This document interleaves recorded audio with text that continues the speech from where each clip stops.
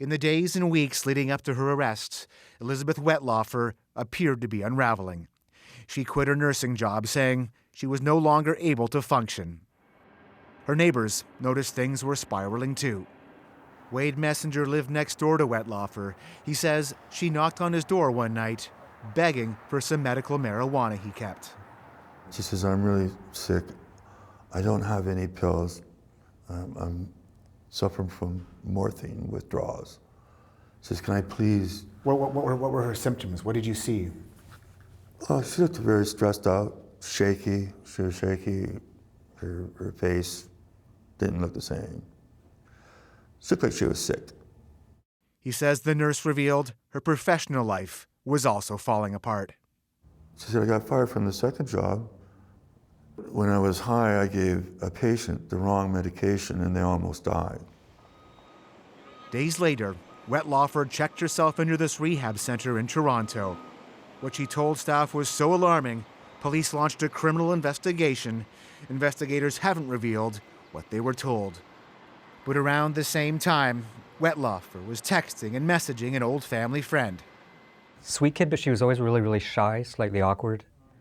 Glenn Hart had known the nurse since he was a child, but says he was surprised by what she was telling him. She had something she wanted to tell me, and she then disclosed that, well, somebody died because of something I did at work.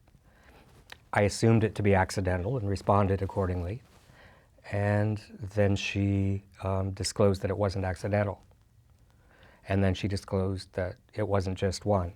And she said, well, it was at least 6, more than 6, actually.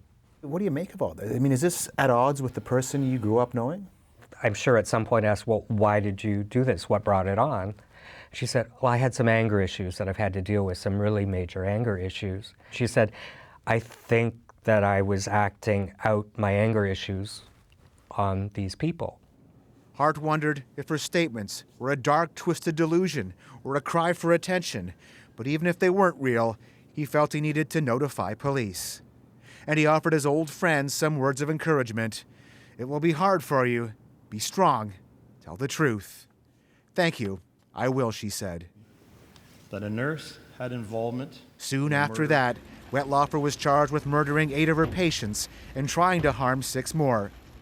Police are investigating whether she used insulin injections to commit those alleged crimes. She has yet to enter a plea on any of the charges. John Lancaster, CBC News, Toronto. The Fifth Estate special report is called The Unraveling of Nurse Wettlaufer. You can watch it Sunday on CBC Television at 11:30 p.m. It's also available on the Fifth's YouTube channel.